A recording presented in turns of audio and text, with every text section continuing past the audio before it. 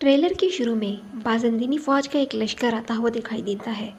اس کے بعد شاہین شاہ اور دمیر خان اکٹھے شاہین شاہ کے قبیلے میں داخل ہو رہے ہوتے ہیں، جبکہ اورحان بے کہتے ہیں تم ہی ہو جس نے بیت کے لیے جھکایا ہوا سر بغاوت کے لیے اٹھایا۔ اس کے بعد محمد بے قلعے کی فصیل پر کھڑے ہو کے حکم دیتے ہیں دروازہ کھولو، اور پھر دروازے سے سپاہی باہر آتے ہوئے نظر آتے ہیں۔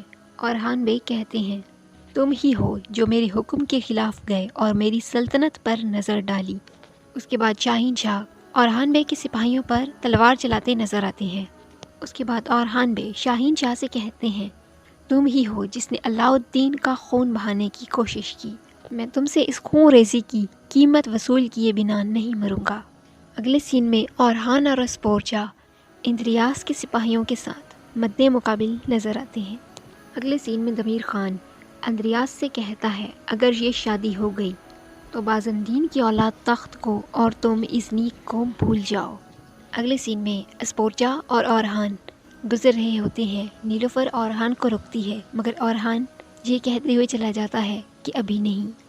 اگلے سین میں اسپورچا ایک بار پھر سے اپنے والد کا دیا ہوا خط پڑھتی ہے اور پھر اورحان بے سے کہتی ہے چاہے مجھے کتنا ہی غصہ کیوں نہ آئے لیکن شاید میرے بابا ٹھیک کہتے ہیں۔ اورحان بے پوچھتے ہیں کس بارے میں؟ پرنسس کہتی ہے تم سے شادی کرنے کے بارے میں۔ اگلے سین میں ہم دیکھتے ہیں کہ نیلوفر اسپورچا کے بابا کا دیا ہوا خط پڑھ لیتی ہے اور پریشانی کی حالت میں کہتی ہے میں اس پر کیسے راضی ہو سکتی ہوں۔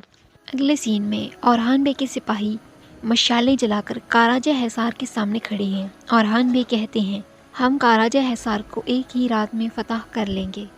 اگلے سین میں شاہین شاہ پورا اعتماد لہجے میں کہتے ہیں اس میں طاقت ہے تو ہمیں آ کر روک لے۔ اگلے سین میں کچھ سپاہی دوڑتے ہوئے نظر آتے ہیں اور آواز آتی ہے سب کو مار ڈالو، شاید یہ علاء الدین پر حملہ تھا۔ اگلے سین میں دمیر خان کہتا ہے اب اورحان کے پاس نہ جانے کے لیے کوئی راستہ ہے اور نہ ہی پناہ لینے کی کوئی جگہ۔ اگلے سین میں اورحان بے انا للہ و انا الیہ راجعون پڑھتے ہیں۔